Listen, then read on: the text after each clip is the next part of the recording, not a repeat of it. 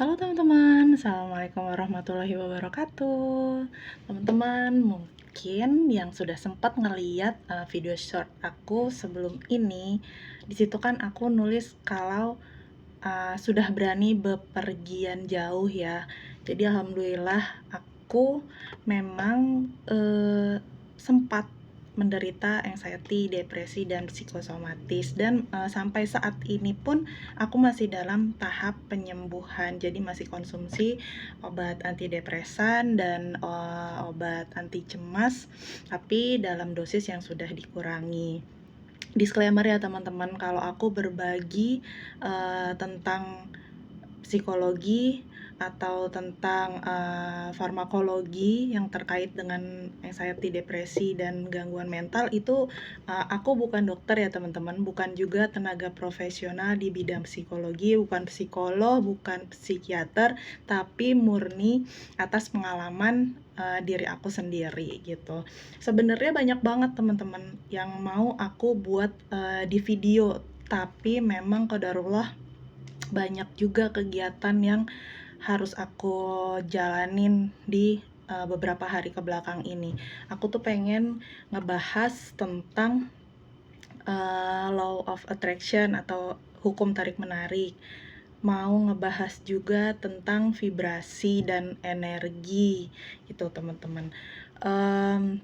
Sama juga ngebahas tentang berpikir positif. Aku jadi bingung nih mana dulu ya. Oke, ini dulu deh teman-teman. Yang paling aku rasain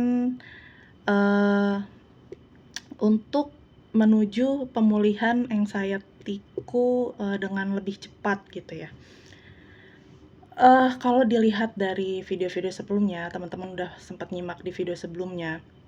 Nah, itu kan caraku melepaskan anxiety-ku gitu ya, sambil mengkonsumsi obat-obatan psikiatri. Aku melepaskan semua dendam, melepaskan semua pikiran-pikiran yang nggak enak gitu, yang ada di masa lalu yang menurut aku sangat menyiksa aku, udah aku lepasin. Nah, dengan begitu aku akan lebih mudah melihat adanya sisi positif di setiap peristiwa gitu, di setiap kejadian.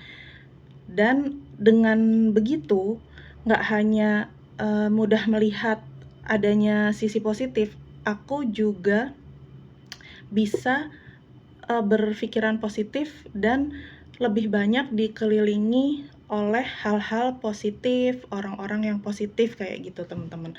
Nah, sejak saat itu kan yang tadinya aku masih kena anxiety, hipokondria, itu yang aku lihat hanya konten-konten yang isinya tentang penyakit, isinya tentang gimana caranya orang yang jahat sama kita tuh kebales gitu, bukan dengan tangan kita gitu ya.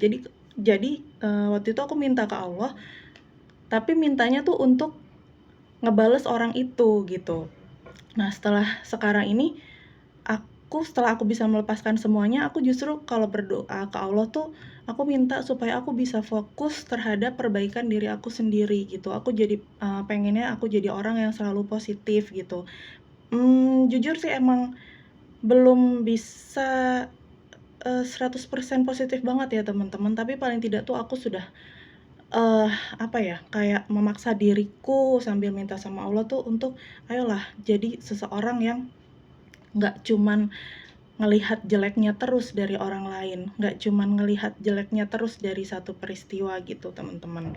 Dan kalau dikaitkan dengan hukum law of attraction itu, hukum tarik menarik itu, jadi ya teman-teman bisa mungkin searching atau googling atau melihat video-video di YouTube gitu dari yang sudah sangat-sangat pakar tentang hukum tarik menarik, kekuatan alam semesta, kekuatan pikiran kita, koneksi antara pikiran kita dengan alam semesta untuk mewujudkan keinginan kita. Nah, teman-teman bisa tuh lihat di situ udah banyak banget yang ngebahas tentang itu.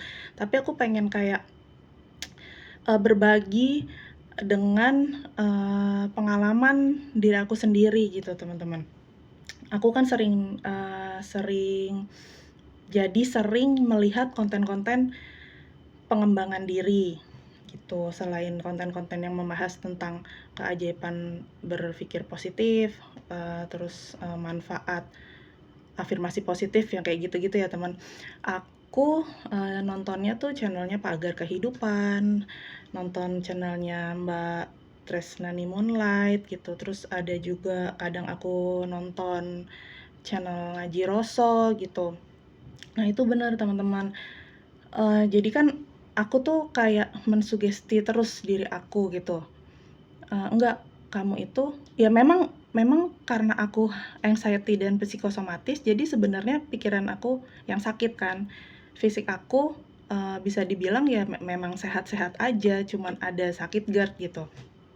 Eee, jadi tuh aku kayak yang mensugesti diri aku bahwa, "Kamu sehat kamu sehat, kamu masih muda, kamu masih kuat, kamu masih bisa bermanfaat, kamu cantik, kamu, punya potensi yang" ya begitu-gitu deh teman-teman.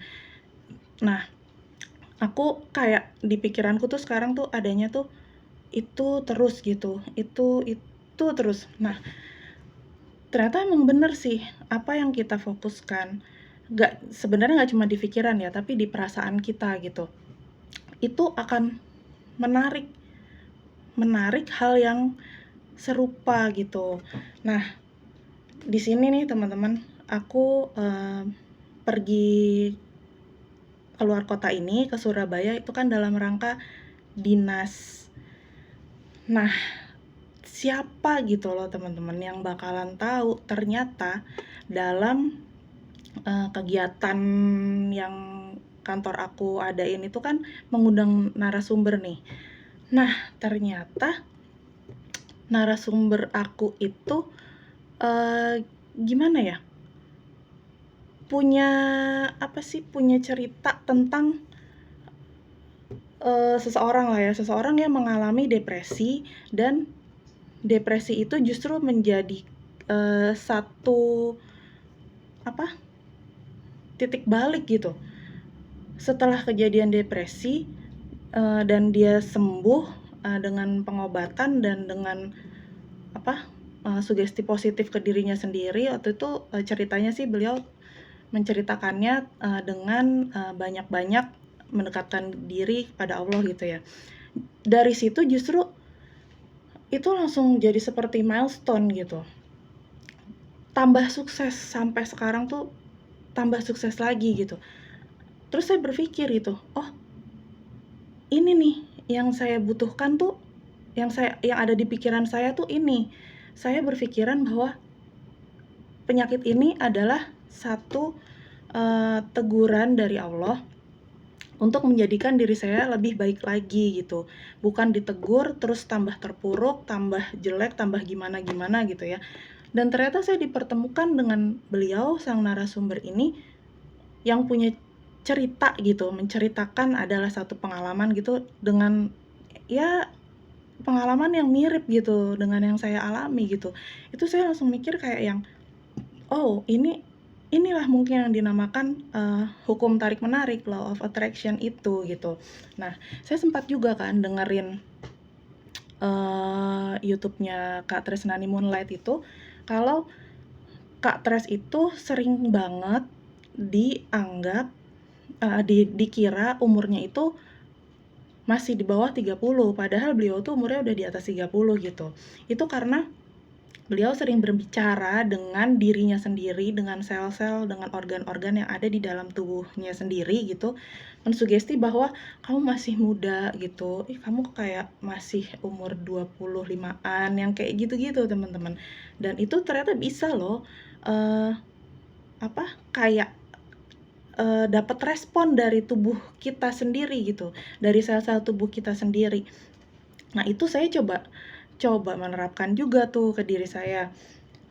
"Udah, kamu tuh masih muda kok, kamu tuh nggak setua itu," gitu. "Ayolah kamu sehat," gitu, "kamu masih cantik, masih energik, masih bugar," gitu. terus-menerus mensugesti diri aku sendiri seperti itu ya. Nah, ini lagi nih yang mungkin ya bukan mungkin ya, yakinlah ini namanya hukum tarik-menarik gitu. Aku yang berpikiran seperti itu, siapa yang tahu sih kalau ternyata temen aku itu ngeluarin brand baru skincare dan itu dititipin ke aku pas aku dinas ini. Nih, aku dikasih 1 set skincare kayak gini free gitu. Terus aku yang mikir, ya ampun, ya ini kan salah satu media ya, salah satu apa sih namanya, kayak usaha gitu untuk tetap cantik, kulitnya tetap bagus tuh ya salah satunya kan dengan merawat diri sendiri gitu, dan aku dikasih ini.